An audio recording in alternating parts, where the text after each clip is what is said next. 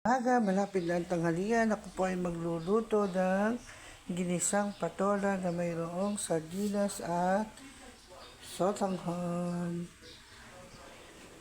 Ito at nagpapakulo na ako ng mantika. Lagay na natin ang luya.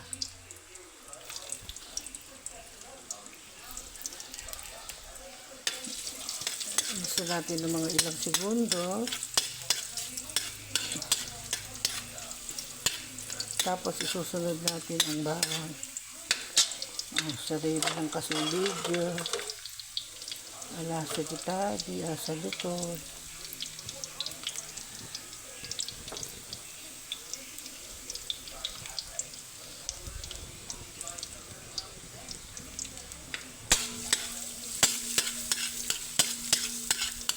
Halu-haluin po natin. Sumama ng sibuyas na iba. Sunod natin ang sibuyas.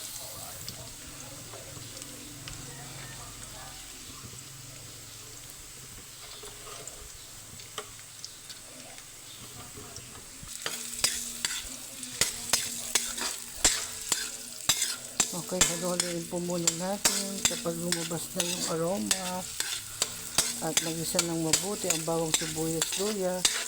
Susunod na natin ang kamatis. Sunod na natin ilagay ang kamatis. Dito po sa kamatis, sa paggigisa ng sotanghon, with patola at sardinas, optional lang din po yan. Pinapanood ako sa YouTube, ginaya ko lang. Ngayong luto na ang kamatis, isunod na natin ang sardinas. Ito po ang ginamit ko, roast ball. Masarap po yan at hindi malansa. Hindi tulad ng ibang sardinas. Roast ball, magnamnam, sarap.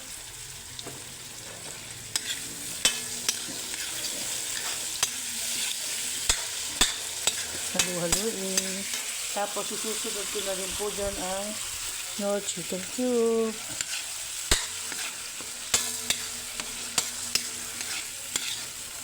Susunod ko na rin ang patola. Halu-haluin natin. At lagyan na natin ng tubig pagkayari. Lagyan natin ng tubig.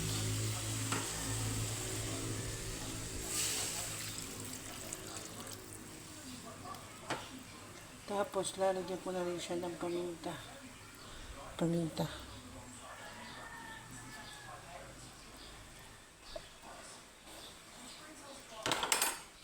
Lagay na rin natin itong chili.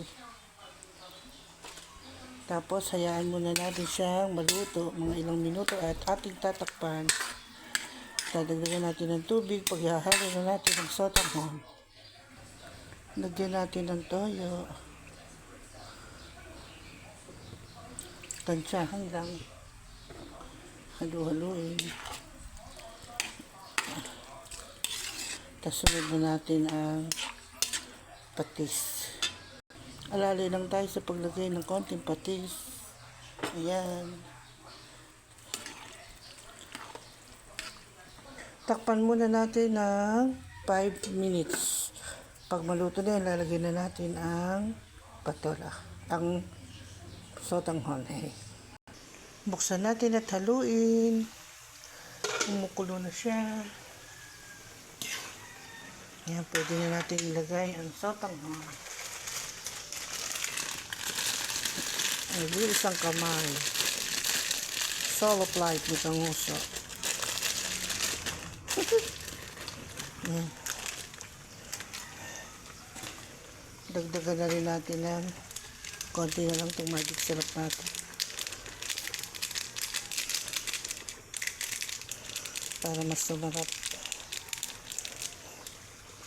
Halu-haluin natin. Mga 1 minute lang, luto na rin yung sotanghon na yan. Pwede nang patayin.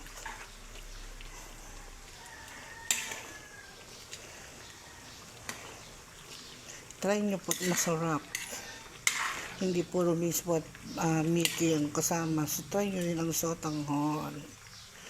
Siguradong mapaparami kain ng mga anak nyo. Iba sa panlasa.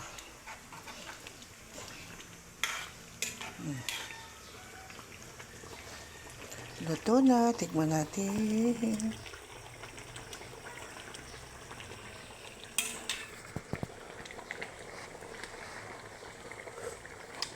Tama rin lasang sabaw malinamnam. Thank you for watching.